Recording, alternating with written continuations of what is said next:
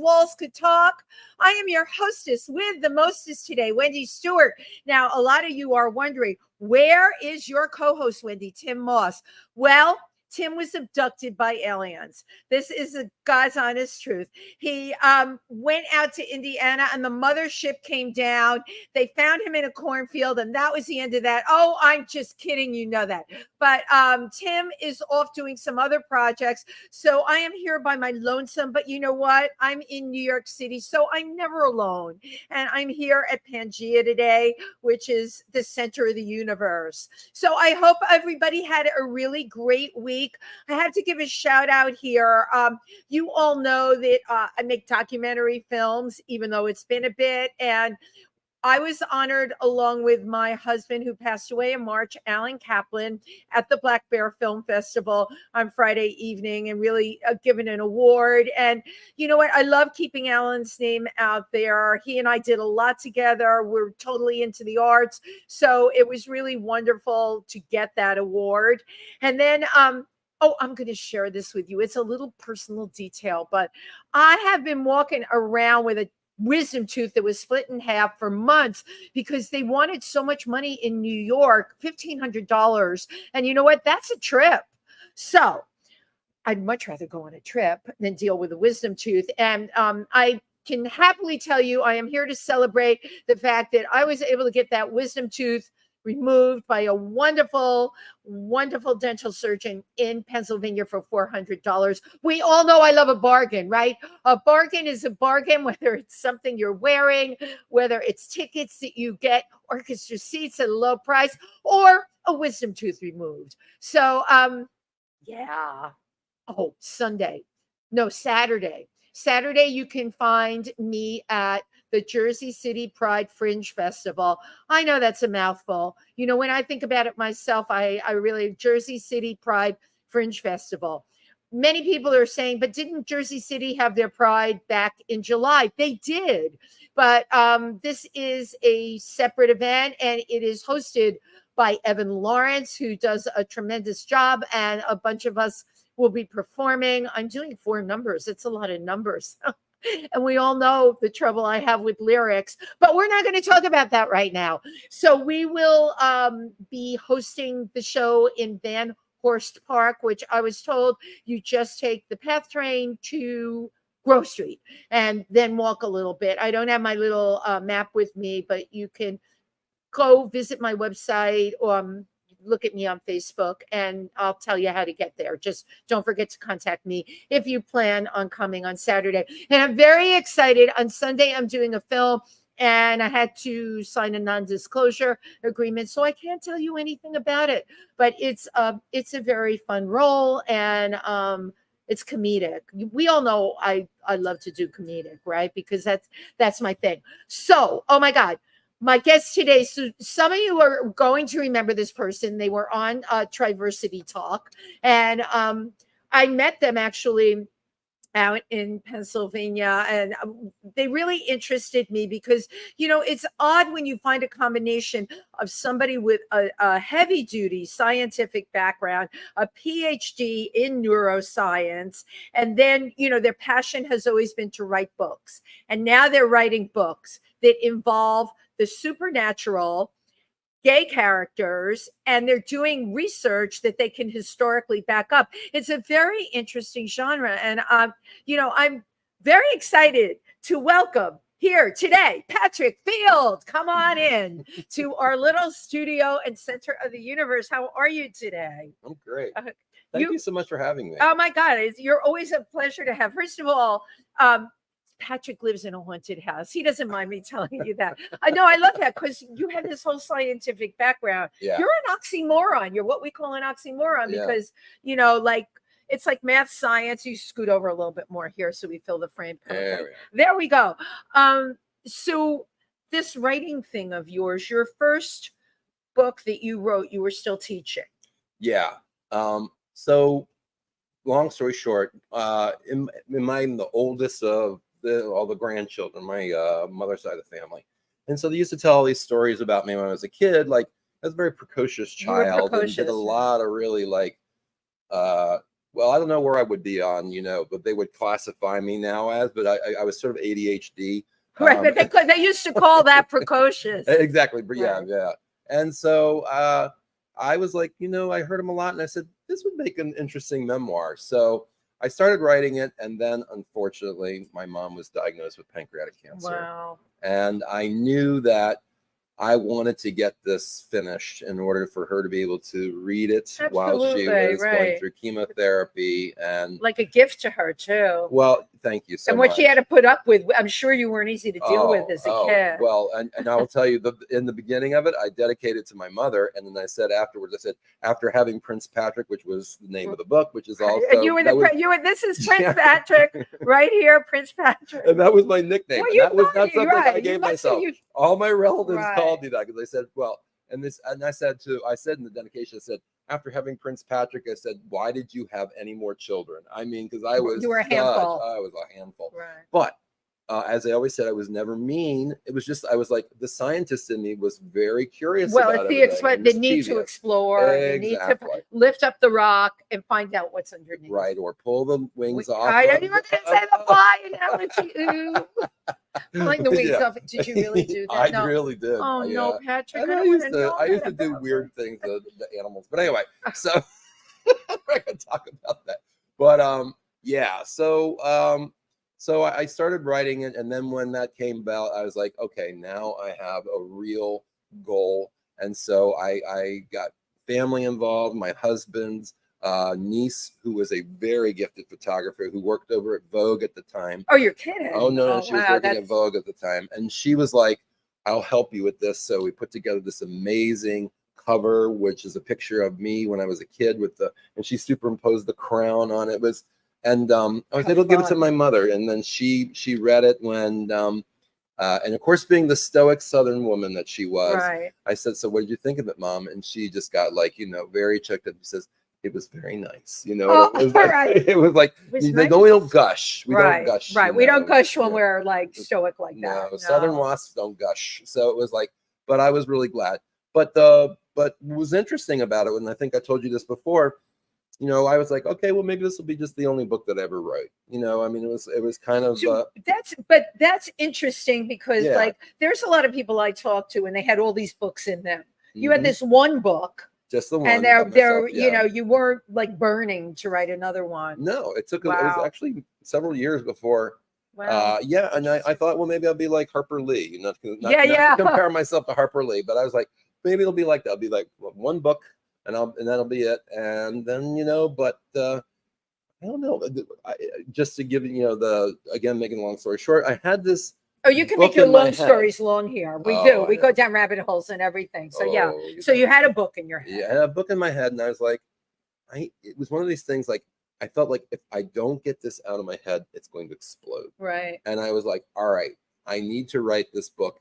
So I started writing, and I was just like, and then it was so like I'd heard all these things about people having writer's block and about this, and I was like, this was so easy. It just flowed out of my head. Wow. And there were lots of things going on, that was, and it was the first book was a ghost story, and it took place in Maine, and Maine was a place that we went to when I was a kid, for vacations. And I have a big thing about dark shadows. Well, and you notice like Stephen King, how many things take place in New England is the most haunted place in the world. And Maine, Maine in particular, right? So I was like, I wanted to contribute to it. And then it kind of really took off on its own in the sense that I wrote this book and I had an idea about how it was going to end, and it changed.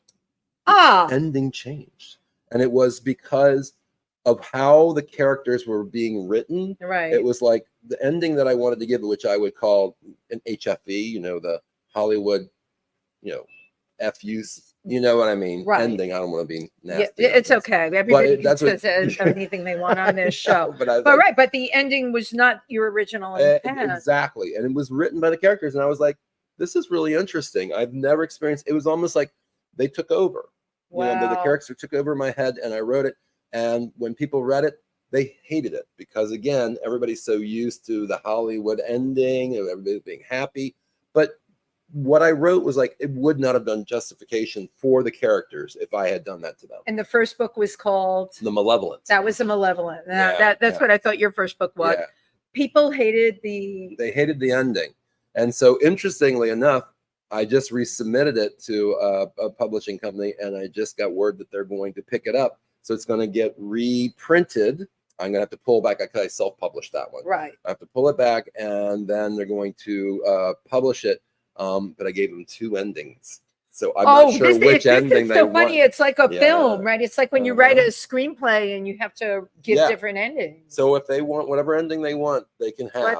Let them have. You know, they're getting your book. Both.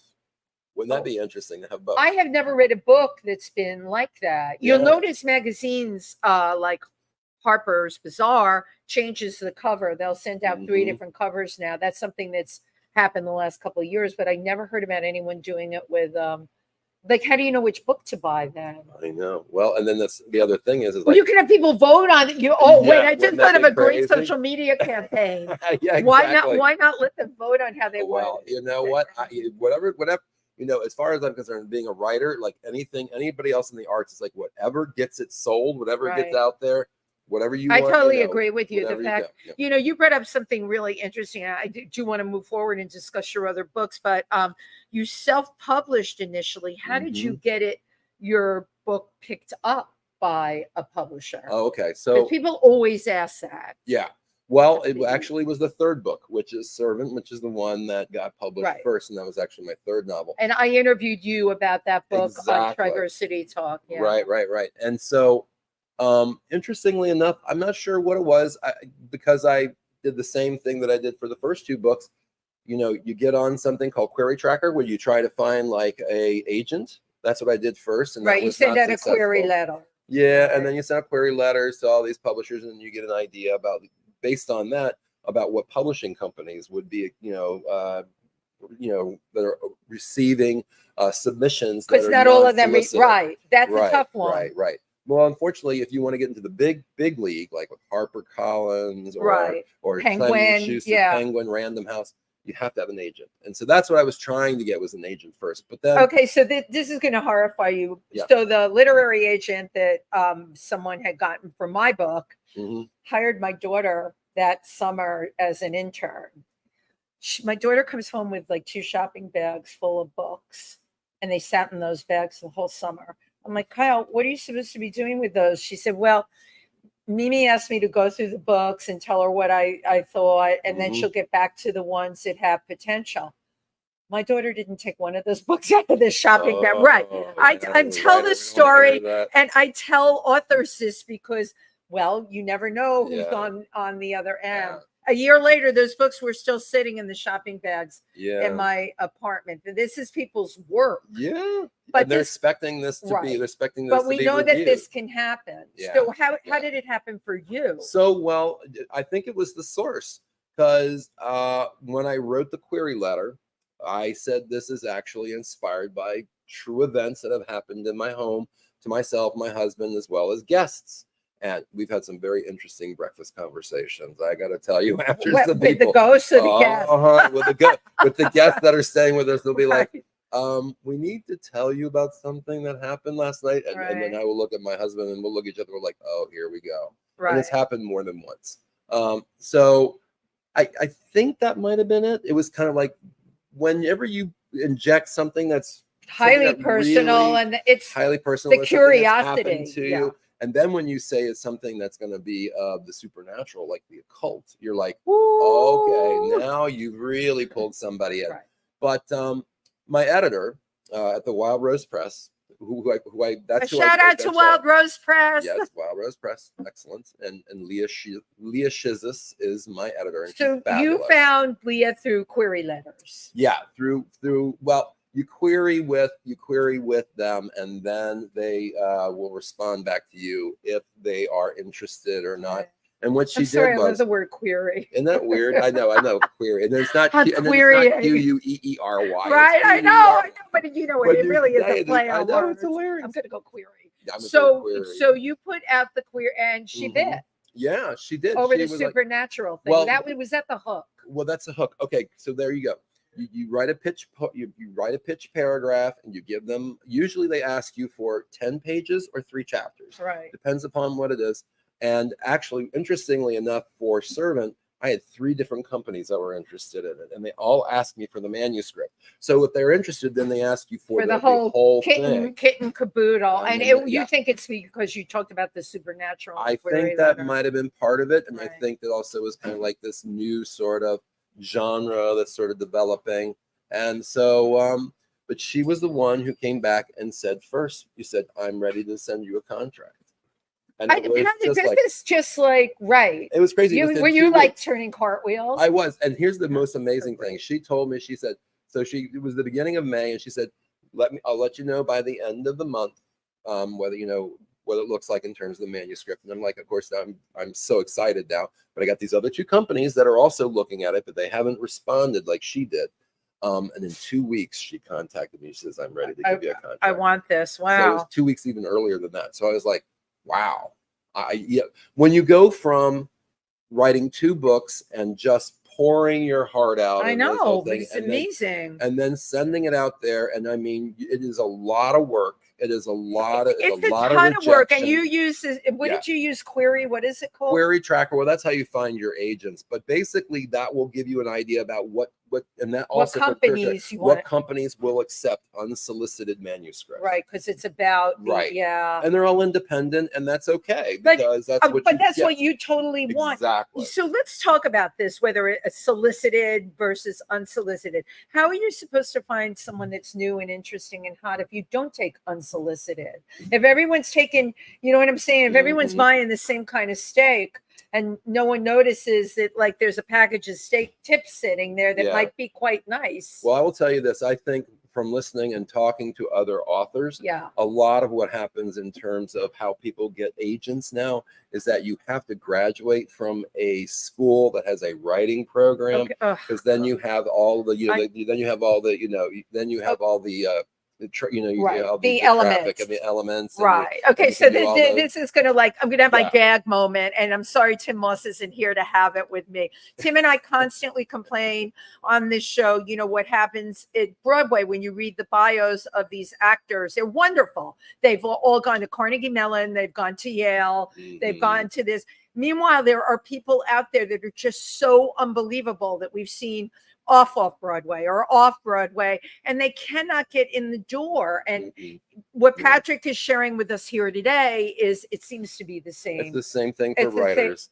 And so if you're not in a writing program or if you are in a program where you have, like, for example, like your professor or the department chair, and they have connections, that's the only way I can think of it is, I mean, or it's just happenstance, but it didn't work for me. So I stopped doing that. And I was like, it was the best thing I could have done, because I really wasted a lot of time doing that. And so but the thing is, you had I know a lot of people that spend time doing that, and they didn't have the breakthrough. They continue to self-publish. We all know. So you can self-publish. It's very hard getting your book marketed and all of that. This is brilliant that this happened for you in this way. And I was really, and again, and you had three companies. You're going from nothing to 2 books, and then the three, and then. But Leah came through, and we had the connection, and it was like, it's a really great relationship that I have with my editor. And I also need to shout out as well about this, and this is for writers out there: get a copy editor. You need a copy editor. You need someone looking at what you've written from a different perspective, who also is very good with grammar, who is also very good with syntax. I had to use somebody totally. We'd be on the phone from 6 a.m. to 9 a.m. He'd be up at 6 a.m., which would be 9 o'clock my time. Right. And I would read him everything I wrote, and then he would correct it all, and my thoughts are jumbled. I don't have ADD, but I got too much in my brain. And so he could solidify it. He had to solidify it. And I learned something about a timeline. Yeah. Because especially when you're writing a memoir, like, how do you set it all up? But that's what my copy editor did. Yeah. So I think it's really important that you get a copy editor, because I definitely believe that if I had not had a copy editor who looked at it, organized Andy, There's your Andy. shout out. Andy. Does Andy have a last name? Ignelzi. Andy Ignelzi. In Thank Chicago. You. In Chicago. In Chicago. Thank you for being the copy editor for Patrick's book. She's a family friend. She's a friend. She's my husband's best friend's sister. And yeah, so I mean, she's been amazing. And I know that one of the things that I was told was that when they start reading your copy, if there are lots of grammatical errors, they will stop reading it. No matter how interesting, no matter who you are, they'll stop reading it. So that's you can make sure that the grammatical copy is good. Also, there's something that I learned. It's like active voice versus passive voice. Right. That's a very big thing. Tell us what that means. So active voice, like for example, is like, well, okay, I could say like, well, Wendy and I, we interviewed today, or Wendy is interviewing me right now. Yeah, right. Yeah, because it's in the present tense and it draws people in. Exactly. I knew that. Yeah, but when you're writing, it's like it's so. No, you're right. Yeah, to passive voice. Yeah. So I've just learned a lot about that, and I'm very, very grateful to all the people that have, and my beta readers, people that read for you and give you the feedback and things like that. How do you find your beta readers? Well, a lot of times I think it's like people will reach out to you. Okay. Like on the latest book that I just worked on, actually someone loved Servant so much, they said, I will be a beta reader for you on your next thing. Wow. So, and they're called beta readers. See, I'm learning something here. I didn't know about this. And they will read it for you and they will give you their feedback. And I had on Servant, I had one of my colleagues where I was teaching, gave me this amazing, Daniela, shout out to you. Daniela. I had this amazing colleague who gave me so much amazing feedback. And so I incorporated that into it. And then my copywriter, then my copy editor got it after that. And so then the rest is history. Right. But it does require a lot of time and a lot of effort. Steps. And it's kind of like the village thing. You know what I mean? You have the nucleus, if you will, using a scientific term. You have the nucleus of everything, but you have all these other kind of like parts or people in the area that are going to contribute to it, and it's really important to do that. So that's another thing I always tell writers too as well. Wow. Have a good support system. Right. And then if you have all of that, then the marketing.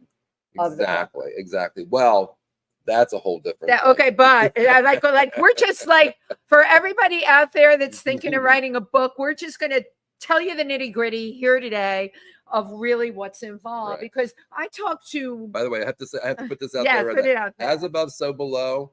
This is part of like my witch sort of like merchandise today that I brought merchandise. With me. Yeah, so this is a common expression that Wiccans use, as above, so below. So I just to bring this today. So when we're talking about marketing, are you going to be marketing these on your website? That's next for you, Patrick. Well, we have to have Wiccan stuff that people can order. If we do that, then we'll have to be my own merch, which is like, for example. Go ahead, show everyone your. Okay, this is great. Yeah, see my shirt here. Okay, keep going. All right. There we go. That's the cover. All right, with a hot guy. Now, this is what Patrick writes about. Not just the supernatural. It's got the hat guy on it there. And this is Bedfordshire Warlock. Yeah, this is the one that that just got released a couple weeks ago. And this is the newest one. Exactly. Okay. But I got something for a friend of mine. Actually, she sent it to me as a lovely gift. With it, that started the whole thing by putting the cover of Servant on there, and then there's always a quote from like one of the authors. Like that's my a gripping and exhilarating ride. That was one of the quotes. I read that quote. Yeah, and this is my editor, Leah. So so I got my own merch. Yeah, so maybe that will be the marketing. That's what it's all about. So let's talk about start winning awards. Maybe people like what my merch.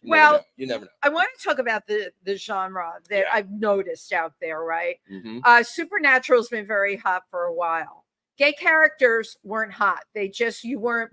Now I am actually seeing books and plays that are bringing in gay characters. Yeah.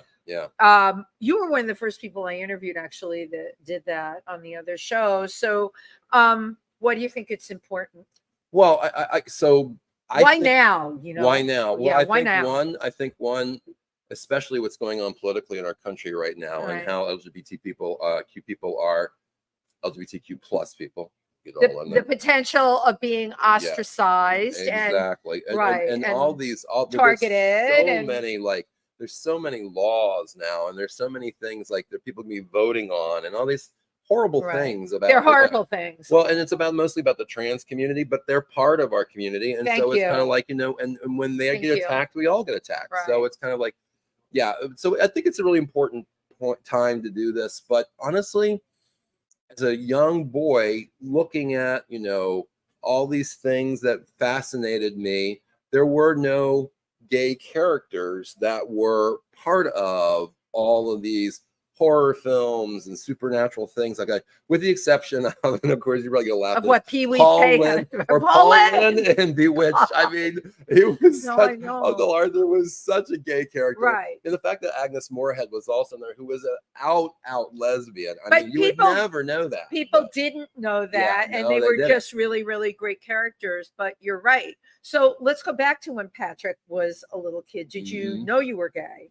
Well, it's interesting because I knew that I was different, but it's one of those things, again, when you are not voiced on what it is to be different, it's kind of like, well, what does that mean? Well, I like boys and I like girls, but I don't want to be like kissy face with girls, and kissy. I like that kissy face. I don't want to be kissy face with boys, but I know I don't want to be kissy face with girls. You know what I mean? And then, of course, then puberty happens, and then. But then you're growing up, and there's no characters in all the books that you read that are there for you. Or movies. You don't want to be You don't want to be kissy face with them, but who do you identify with? Right. And is there something not right about you because it's not in TV, it's not in books? It's just not there. Exactly. And fast forward to now, where we're seeing the emergence of these characters. We are seeing it. We're seeing a lot more. I think it's really exciting time for especially Gen Z. I mean, I think that the millennials got a lot of this, but the Gen Z are really one of the most amazing parts of this, or amazing things about this generation, is their openness to everything. Right. They've been exposed to all this, and it means no difference to them, sexuality, your religion, or your skin color, and they're so colorblind and everything else. I like to just say, as people, they're just fluid. They're just undulating, fluid, and you're absolutely right. Absolutely, and I'm a little jealous of that, because they get these characters. They get these characters. Right. So it was important to me that when I started writing, I was like, all right, well, I am not going to write a book like all the other books I ever read, or all the movies and television I ever said. I said, no, my protagonists are going to be gay people, and whether that means that they're going to be male gay, or if they're going to be lesbian, or they're going to be questioning. Right. In fact, interestingly enough, the book that I am now, I sent to my my editor, and she's looking at it now, is about a guy who has never had a same-sex relationship in his entire life. All of a sudden, now he's attracted to a man. Right. In this book, well, what is this about? So that was something else I thought was really, again, the questioning part. But really what it comes down to, and we talked about this when we said querying earlier, I thought it was very important to make sure that people see that there is the queer perspective on all of this. Right.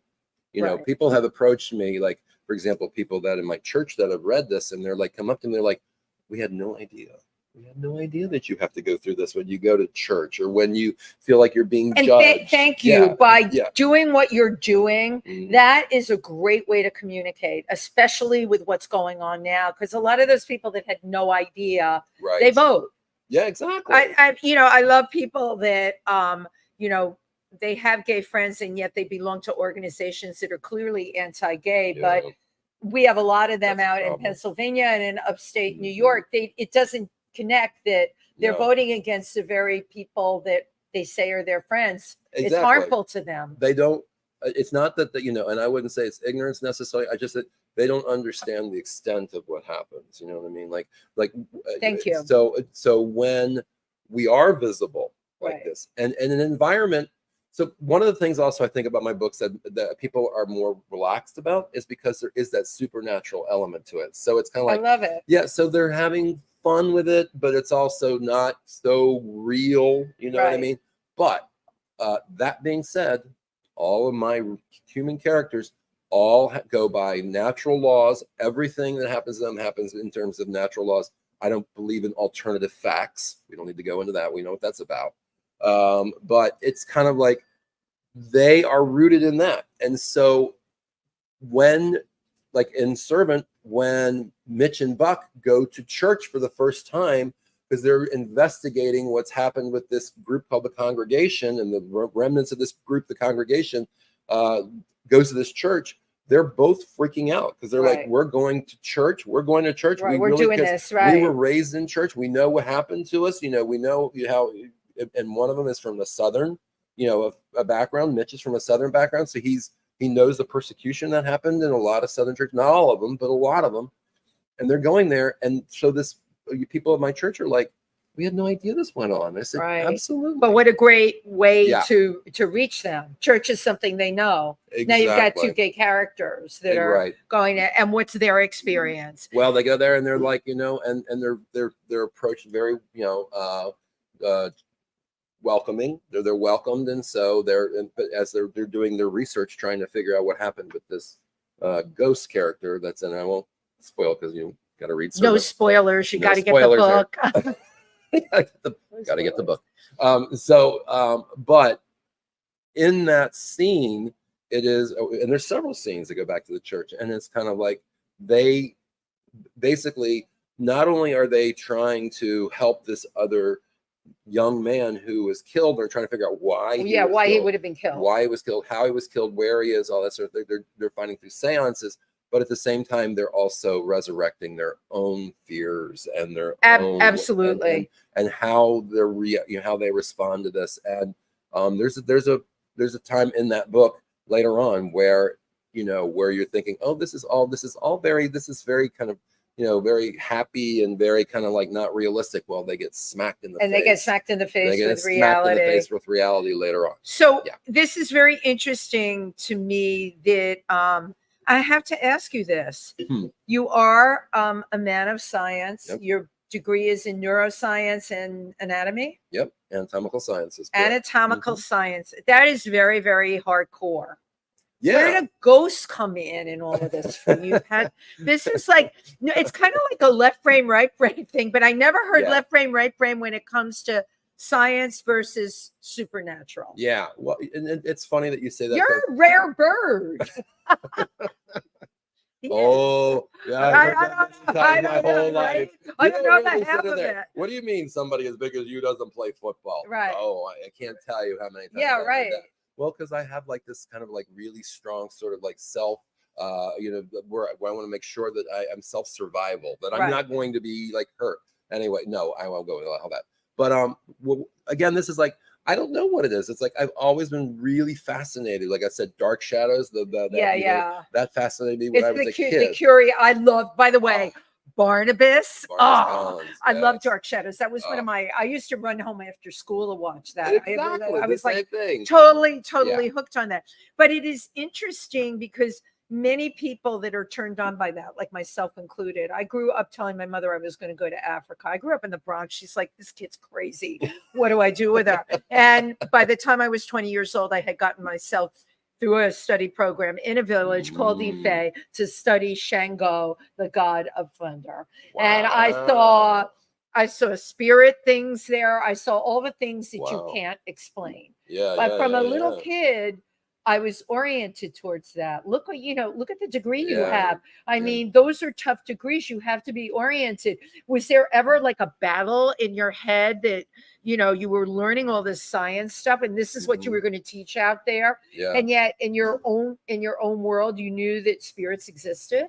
Well, and this was something that we talked about a little bit at that party, that you're like, well, how does this all mix with you? I said, well, as a scientist, I can tell you, for example, like how a process goes. Like, for example, like embryonic development. Like we can talk about how the cells divide and how DNA and it splits and all that sort of stuff.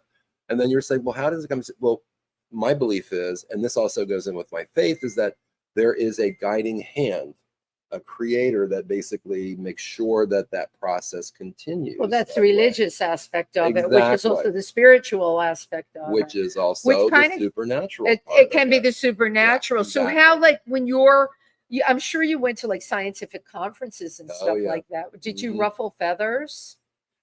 What? Patrick Field, feather ruffler, odd bird. Did you? There we go. Rare bird. Right, rare bird, odd bird, feather What else is like, okay, what other avian sort of like, No, but characteristics? did you ruffle feathers because of your? Yeah, you know what? Because for a scientist, you do encompass the other side, and Mhm. they don't like. I know scientists. Well, and the funny thing is like, and it's interesting you said that because my scientific brain was never about like I'm going to go into a laboratory and sit there and watch something. Of course, I had to do that for my PhD, but you can't escape that.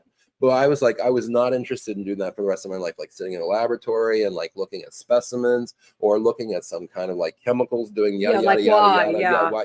So my thing was about how do I teach it? That's where I really looked at it. Like I love neuroscience in the sense that I love teaching about it to communication. Other people. Yeah, and then there's where my acting ability, right? My background, my acting background also comes in. But I was really interested, and so then my research just naturally went into what we call the pedagogical, which is like how do you teach it? And so that's where I really had my niche, like in the sense that no, I'm not going to come up with like some kind of new process or some new discovery, but I'm going to be able to come up with something in which students that are studying medicine or that want to go into occupational therapy or physical therapy, how do I reach them with this same material and make it easier for them to understand it? Like, how can I teach it to them? And so what I came up with was called case studies. And case studies are basically stories with a message. Right. You see where this is going? Photographers use case studies all the time. Story with a message. Story with a message. This is where writing comes in. So there's where that's where writing also came in. A very interesting way of going about it. But also it's you're a communicator. Yeah. And that's what you're telling me. Yeah, very much. It's a very big that was the big thing for you. It's a very big communication type in the sciences. And the thing is really different is that everything has to be grounded in facts. Right. So everything I had to do had to be teaching you something factual, whatever it may be, which can still be very interesting. So that's kind of where this all sort of started. And then, but I was like, a couple of times, I think I told you this, I wrote one time and was accepted into a journal, a very well-known journal, scientific journal, The Scientific Educational Journal was the National Science Teachers Association accepted, which is a very big deal. No, I would think that's hardcore just by the name. It's a primary source. It's a primary journal. And I don't need to explain all that what that means, but and after I got accepted, and I was going through the editorial process, like I do just now, like for the book, exactly. And one of the comments that I got from the editor was, "Could you use less flowery language?" Well, that's the writer in you, exactly. Right? Exactly. And see, I think that's where also, like, in terms of, well, okay, great, so I'll pull it back and make it more boring. But I was like, or more direct. But then at the same time, was like, then I started like playing around with, what if I bring this in, and what if I bring this in? And I think that was the germ that actually finally let me go. Like, you know what? Once I'm stopped like teaching, I need to write a book. The scientific writing, I want to write what I want to write. Right.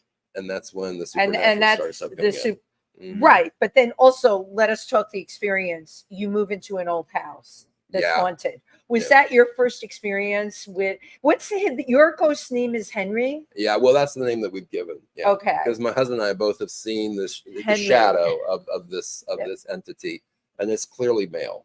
It's a male shadow. Yeah, it's very tall and very thin, and I mean it could be female, but I don't see. I don't see anything that would be reminiscent of maybe a different time that would give that kind of appearance. How soon from when you moved into the house did Henry make his presence known? That's a really interesting question. Yeah, I've been wanting to ask you that. Yeah. Well, because when we first bought it, we were still living in Manhattan. So we only were out there on the weekends and on the summers because we both are educators. And not a lot happened in the first couple of years, I don't think. We moved in 2005. Full time. When we started being there longer, that's when Henry wasn't so happy about that. Well, either that or he was really happy that we were there and now we get to interact with us. And maybe he was on good behavior when you were there on the weekends. Now Henry can let it all hang out. Yeah. Well, and I think I discussed this with you again earlier. When there is you want to call it frisson, you know what I mean? Like this friction in the air, like whether that be like something like there is, people are arguing, and that it could be, my husband and myself or other people in the house, or there's a child who's crying or something like It's that. a reaction to emotion. Exactly. Intense emotion. It's something intense emotion brings him out. Really, yeah. So it's almost like when we have those kind of moments, like, you know, there's some kind of really like, you know, like a very dear friend of ours died last year, he was young. And there was a lot of grief and tension and emotional. Henry was, or our friend was there, like very much like, you know, giving us signs. Very prominent. What were some of the signs? Well, one of the things that happened, and it didn't make it into Servant, which will make it into the prequel to Servant, which will be written someday. And Servant, which book that was your? Servant is the one that's based on the ones that happened in our house. Right. Servant. And it's going to be, the sequel is going to be from Gladys's point of view. She's the psychic. She's the psychic that was in Servant, exactly. The book, right? So and she's one of your favorite characters. I love her. Okay. I love her. Yeah, well, if you turn this into a screenplay or a theatrical piece, I want to play Gladys. You would be awesome. I would be amazing. You would be an awesome Gladys. I would do that in a heartbeat. I would heartbeat. Or if it becomes an audiobook, I will have you. Oh my God, I would love it. You get to read. You get to read for her. So yeah, so that's where it's going to go with her. But here's something that will fit into it. This was something that happened last fall. So it's September, almost a year to the time. This experience. Yeah, this experience, and this is, you know, so we're still kind of still coming back from the pandemic. We're still doing Zoom things. We're all sort of like, you know, we're getting out there more, but there's always like, you know, like, well, we're still doing a lot of Zoom stuff. And so my husband was downstairs in the downstairs bedroom where a lot of the activity happens. And he had done a Zoom call previously in the week. And so, and a couple of days later, I go in there just to straighten up something or get something. And I walk in and it is like 100 degrees in this room. And I'm like, what in the hell? And I look over and we have on the side of the wall, we have one of those old time, thermostat. You've got to turn it. It's not electronic. You can't just push a button or something. You literally have to turn this thing. And I'm looking at it and it's fully cranked. And I'm going like, what in the hell? And the first thing I do is I walk in my husband, man, I'm like, did you leave the heat on? And why would you leave the heat on? It was like 85 degrees, and even the day that he did the Zoom call, he looks at me like, what are you talking about? I said, yeah, the heat was on in there. Yeah, spirit souls do that. They'll mess with thermostats and things like that. And so that was a very big one though. That was a really profound kind of, here I am. Yeah. I'm still here. Right. And then there was a couple things. We had this thing with this, can opener that disappeared. We were going out one night, and I know I put this in. When you're like, okay, you put that can opener. I had to put it in that bottle opener. Had to be in there because we were going somewhere and we had bottles of beer, and I didn't know how we were going to be able to open them if we didn't have it. I know I put it in there. We go to the event, it's not there. Right. I'm thinking, okay, well then see, and this is where because spirits will do that. They will mess with you. Yeah. But first, my scientific mind has to say, okay, I have to eliminate all of the other sort of that's the science. Exactly. Eliminate the variables, eliminate the variables, eliminate all of the possible. So I said, okay, well, maybe it fell out of the bag. All right, great. So looked all around the car, not there. All right, not there. All right. Because when we got into the place, it was not there. So I said, well, maybe it fell out in the car. Not in the car. Yeah, right, because you're trying to apply logic. Exactly. Not around the car. I'm like, it's not there. Okay, whatever.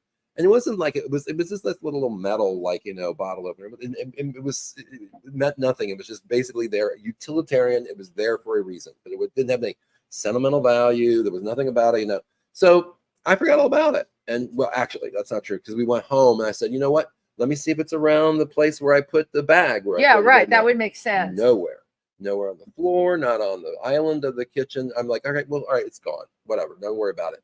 3 days later, wow! I come home and there it is sitting right on top of the kitchen island. And I was like, where did this come from? So I asked my husband, he's like, yeah, I found it. Guess where it was? And I was like, and then when you hear that, again, this is like that whole thing, like in the morning when you have guests who's like, so can we tell you about something that happened? Like, right. Like all of a sudden the hair goes up on the back of your neck. Like, okay, where did you find it? upstairs in our bedroom underneath of the dresser. Wow. So I'm like, wow. And again, the scientist in me is like, okay, so How maybe did it it get slipped there? in, slip into my pocket and then Right. slip out of it. No, You couldn't explain it. No, it's not. So, those kind of things happen. And so that will be the fodder that will be utilized in the next book. In the next book going forward. I have to tell you, Patrick, while we're talking, Pangea is a very charged place. There, historically, I heard from people that the back part of where we are, this building, there had been a cemetery back there. That I don't know, but there, people that come in here can feel the amount of spirits. The whole time we've been talking, this is something that never happened before. The shade has been moving the entire time, and I've never had that happen before. So I'm a magnet. You are no. So that's what I was going to get to. I'm going to get to that because this was a quote said about Patrick. With so many vivid accounts, one might wonder if Field himself might have been a warlock in another time. Yeah. Well, and again, that's one of those things like, honestly, that character is Dorian. That's the one that's in Bedfordshire Warlock. That's in Bedfordshire, yeah. Mm-hmm. And there is, in the beginning, when he starts talking about, he always knew that he had these kind of interesting sort of, we call them powers, but abilities, I guess. Like he was able to tell when people would be coming, and he'd say, well, they're right around the corner. Right. And they're like, well, how do you know that? I said, well, he just did, Or there was a couple of times when he was like, he thinks that he moved something with his head, with his mind, whatever. Well, something happened to me when I was I'm talking about like way back in puberty, and I was living in our house. I was growing up, and I was downstairs. I was the one person that was in the downstairs bedroom, and one morning, I looked at this hurricane lamp that was on the dresser. And I looked at it and I looked at it and looked at it. Of course, I've always been fascinated with like telekinesis. And I am too. Uri Geller. Right. Of course. Yeah. And I looked at it and I looked at it and I was laying down in bed and I was laying on my pillow and I was like looking at it. I was going, what would happen if I really thought about it and then maybe try to turn it on? Don't tell me it turned on. This ornate, this hurricane had a very ornate switch on it. And I mean, it wasn't something it just turned on. It just turned by itself and turned the light on. And so I thought, did I do that? Or did I wish something that could do that would do it for me? But either way you look at it, Patrick, how do you go from that to walking into a classroom and teaching neuroscience? You understand what I'm saying? These are like, it's like you would have to be in your brain half one thing and half another. The ability to do that. Right. Well, but we all know the film Carrie and what happened. That was but that was an extreme example of what you're talking about. The willing. Well, here's interesting also. So typically, most of the scientists that you will talk to, neuroscientists, say that we use about 25% of our brain. There's been obviously people like, Einstein probably used up to 40% of their brain. And actually, when you look at their brain, interestingly enough, it does not look like everybody else's brain. I have to bring you back this way. You're lifting to port. Sorry. Sorry. It looks different. It has a lot more density in a specific area. I won't go into all of that, but it was very different from other human brains when they actually looked at it after postmortem. So there is a very strong belief that because we don't utilize the majority of our brain, what does the rest of our brain have to be able to do? The ability. You're talking about that ability, right? Exactly. Right. And then something also that happened, and we talked about this the other day as well, when I was doing my research, and my research was very much specific, looking at brain mapping, looking at a specific area of the brain, and we looked at it from 3 ways to be able to get sensory information to that part of the brain: visual, auditory, hearing, as well as tactile, sense of touch. And so we were able to identify neurons in this area that were responsive to this kinds of sensory inputs. But once in a while, we would come across a neuron that didn't respond to sensory input, but the neuron responded to something. Right. So what was it responding to? It wasn't responding to anything that was involved with the visual system, the auditory system, or the So tactile then it's system. got to be that thing we call it, what, the sixth sense? It's got to be that. Something like that, or aura, or energy Or fields, energy or something like fields. that. Yeah. Well, yeah, now we call all of that, right, energy fields, and energy can't be created or destroyed. It just exists. And when we get to talking about energy, there's only a small percentage of that we really understand. Exactly. And so, like, for example, like when I do this, when I touch you like this, the molecules in my Oh my hand God, he's got molecules. touch the molecules in your Right. skin. We're actually part of each other. On a molecular level, we are together like that. Right. And then when I do this, because there's more attraction to my molecules to each other versus your molecules are attracted more to, that's why we don't stay together. Right. But what you say, like when you talk about like Reiki and things like that, energy fields, that's what it is. It's about energy coming off, like the electrons jumping off of all of the. Well, can you feel the that in cells. people? Like, can you Some do people that? can, yes. Some I'm people one of can. the people that Yeah. can. Okay, I don't know if I've ever actually really tried to do that, but like I can totally feel it coming off of your hand. Oh, okay. All right, hold on, and I can totally feel it coming off of your shoulder. It's about about an inch above, and I can feel it. Wow. Well, there and see, and I come from Scotch Irish people. Well, My yeah, grandmother yeah. came to this country and read tea leaves. Okay, Well, there you we've go. been woo woo from way back, woo woo from way back. So we have a couple of people who have tuned in on. Thank you. I think they are on YouTube. Rose Trentman, who's amazing. She loves that there's two endings. She's great on getting the book published. And Rose says you're a rare being. And coming from Rose, that's something. She has very high standards. And today's her birthday, by the way. Love Dark Shadows. And she said Henry is coming out of the shadows when there is tension present. And that's very apropos because it's a heightening of emotion, and that's what brings him out. Absolutely. I'm going to tell you something very odd. Alan was very powerful energy, an artist. It was in the pictures he shot like nobody could, and I believe a lot of it was energy. But one of the things that would happen every now and then, there wouldn't be enough going. He always needed so much stimulus going on around him. He needed chaotic energy. Wow. And I'm like, what's going on with you? You look like you're not feeling great. He's like, I'm bored. I hated when he said that because every time he said that, something bad would happen. Oh no, yeah. It was not a good thing. And I would tell him, whatever you do, don't say that, because there's something within you, whether it's energy or whatever you want to call it, that would make a negative thing happen. In the same way, Rose is right, creating tension or creating mayhem. If the two of you arguing or having voices argue, or a high emotion state, a friend dies, you're mourning the friend, the spirit can feel that, and it will bring the spirit out.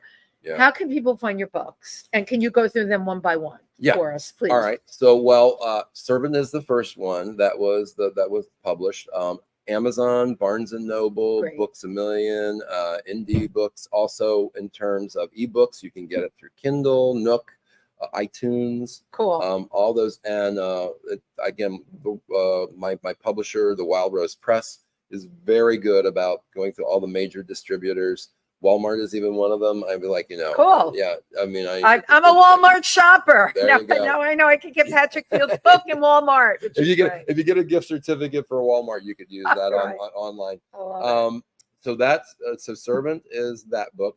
The Bedfordshire Warlock came out July 29th. So that's available also through the same distributors. Okay. And I have the same publisher. But what's interesting about Bedfordshire, if I could just do a little sideline, I've gotten a lot of attention from these other outlets that I never got from Servant. I don't know if it's because I have two books or because this book has like struck a nerve with people. I'm not sure, but I'm getting different websites that are interested in representing me different. Like there's another group called Indie Lit that wants me to be part of their bookstore. I mean, and a lot of these things are all free for authors, which is really nice. That's really great. And if the royalty structure stinks. I mean, it's the worst. You make nothing of these books. But I'm not saying that's just my publisher. You love writing. Everybody else. Everybody's exactly the same way. You love writing. So I was going to ask you, do you think the interest in the Bedfordshire Warlock is the fact that it's got to do with an actual entity in there, because you've got the character, you've got the entity, you've got or maybe it's the cover, like with the oh my sexy God. guy on the front. You know what I mean? It excuse me, that's what it all boils down to in the end. A good-looking guy with his shirt off. Right. What have we come to in society? I know. I don't know. Oh, come on, you deliberately made that decision. You didn't put a warlock on there, like with a cape or whatever. No, He's like a great-looking. Who posed for the book? I need. Oh, I don't know. I mean, well, I told them that was one of the great things about my publishing company. They want all the input for the cover, and I told them this is exactly what I wanted. So they created it based on what I wanted, and everything was exactly the way that I wanted. Now, but they didn't use a model per se. You think no, it was an illustration? They probably clip art and stuff like that. But it's fine because it works. But that's what I wanted. I wanted exactly what was on there. But interestingly enough, I was at a book signing the other day, and this customer came up, and she was like, she bought both of them. She bought both the books, and she said, I said, I don't know what your books are about. I buy books based on covers, and I love the covers of your books. I love it. And that's what she said. And that's the reason why I'm buying them. And I think, well, you really hit on something. I really think that's half of it, because unless they read about you, unless people take the time to do that, or they come to your reading at Barnes and Noble, or they read a review or something, they're often, if you go into a bookstore and you're buying a book blind, the cover will be the thing that turns you on. It's the thing that makes your hand go over and grab it. Exactly. Let's all have shirtless guys on all the books. Yes. Well, we were talking the other day. I said, if you look at the cover, the original cover of Interview with a Vampire, it's a gold foil cover with just like Interview with a Vampire. Like that to me was the most unexciting, interesting kind of cover. And I was like, if someone had not told me that it was such a great book, I would have been like, but wasn't she already established when she was at that? Right. Well, it was she had a couple other things, but but that was really her big breakthrough, the Vampire Chronicles. And of course, and again, just to shout out, here we go. Let's do it. I have to do this. This is the Teatro de Vampires. I am a huge Anne Rice fan. So I have been wearing this all over New York City today coming here. It's 85 degrees outside. Patrick doesn't care. It's like, what did I say? And you would know this because you're modeling. It's like, you suffer for fashion. This is it. Beauty knows no pain is what we say. So I suffer for my fashion. But now you love Anne Rice. Who else do you love? Joe Hill. Yes. Joe Hill, and he does not get anywhere near the amount of like fame that his father, who is Stephen King. Right. Exactly. But that is like, he could be as good, but I mean, like, how do you do that? Well, when your father is Stephen King. Exactly. How do you reinvent yourself when your father's like the father of horror? The master, let's say the master of horror. Exactly. And keeps on cranking them out too. Yeah, it's quite amazing. And I like Stephen King, don't get me wrong, but Joe Hill is one of these gifted writers. He also did Lock and Key. I don't know if you know about that. I don't know. That's Netflix. It's a series on Netflix. It was based on a graphic novel. So that really pulls in like the younger folks too. So he's very applicable to all different generations. But which is great. But he wrote this book called Horns, where this character wakes up one morning and he's literally got horns growing out of his head. And he's like, what is this about? He's becoming a demon. Right. And morphing into a demon. Exactly. And what was brilliant about it was because what Joe Hill took was what we think of demons and what they are. Well, guess what? Demons can hear human thoughts. So why are they so nasty to humans? Because humans lie to them all the time. They'll tell them one thing and they'll be thinking something else. Wow. So they get angry. And so that was his take on it. That's why demons are so personified as being evil. Because guess what? Because they're going crazy because you're telling them one thing. So the hypocrisy is like, it's always there. Wow. And so that's why they get so angry. And to me, so that's what happened to one of the presidential candidates. Now I understand. Makes all trying to say it political, but it's like, I know, but especially where we live. Yeah, right. Be really careful. But that to me was such a cool, fresh take on the whole thing. Well, it's a different take on demons. And then he did it's almost like defending the demon. Exactly. The demon has exactly. And then he did a whole fresh take on the vampire sort of genre with Nosferatu. He's a really interesting writer. But Anne Rice to me is like, I can read Anne Rice, the way that she writes about, it's how she writes. Oh my God, the way that the detail and all the beautiful things. And my editor will say, like, for example, there's way too much detail here. We don't need this. We don't need that. But I model it after her because I love that about her. Like she really puts you there. Like you are there. Like the Théâtre de Vampires on the back of my jacket there. Like I remember reading in one of her books. Well, it was either Lestat or the Interview of the Vampire. 3 pages she devoted just to describing the Théâtre de Vampires. And some people will be like, oh my God, that's way too much. I'm like, oh my God, I know exactly what this looks like now. I know. See, that's different strokes for different folks. Yeah. I get lost in the sauce when there's that much detail. I can't even move it along. And I don't know when I'm reading. Watch out for my books. I have a lot of detail. I'm excited for your book. Tell us your website. It is Patrick Field Author, AUTHOR after patrickfield.com. And your Instagram. It is at Patrick Field Author. So are there any other ways you want people to reach you? Well, you can try me on Facebook too. I mean, I'm listed by Patrick Field, but there's a ton of us. Yeah, so, there's that. It's a common name. Loved having you on here. Very excited about the kinds of books that you're writing. I think I told you I would love to put together a panel, finding more and more writers that are doing books, including gay characters, LGBTQ characters. We need to call attention to that, right? You're right. It was missing in fiction for a really long time, or it was cloaked in something else. So it's important to get that Clive out Barker there. Is the only one that ever wrote about any kind of queer characters, right? Or queer perspective. And so, yeah, I feel like, interestingly enough, a medium told me one time when I was working at my old place that I worked at, and there were mediums that came there, and she said, "You are about enlightenment." He said, because I asked her, I said, "Is this thing with writing? Is this, how is this going to go?" And she said, "Yes." He says, "It's very important. You are here to enlighten people." And I'm not saying like I'm like like this. No, I got it, but you. Look what you're doing. You're writing, and that's how you're doing it. Right, and exactly. And you're reaching people that you normally wouldn't reach, and you're also writing in a niche that's very different. Nobody writes like you, And but devil's advocate, I use that word lightly. You were teaching neuroscience, and you were reaching people that way too. True. So you were that was a form of enlightenment. Yeah. And it's interesting. This is just a different way of doing it. And it's interesting because I'm trying to. Those people that knew me as the neuroscientist who taught, for 25 years in university, I'm trying to be like, hey, this books that I'm writing now like this, some people got it and picked it up. And then some people I think were just being nice. They're like, well, we know you, so we're going to buy it. But they weren't really, You don't think they and that's okay. That's okay. Everybody has, I'm very, very introspective about what I write, what I read too. So I'm not going to complain about that. Right. But. Well, we're so wonderful to have everything that you share with us on here was really out of the box, Patrick. And I love that. Let's get a picture of us together. I love doing these on the computer. Great. And I wish you such luck. Do you have any book signings coming up or ones that you know about in the fall that we can share with people here? Well, there's Milford Readers and Writers that's coming up. Okay, you're going to be 14th of September. I'm going to be at that.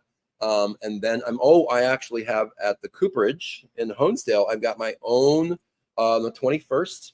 Oh, you have to send me the schedule. 2:30. Yeah, from 1 to 2:30 at the Cooperage in Honesdale on Main Street.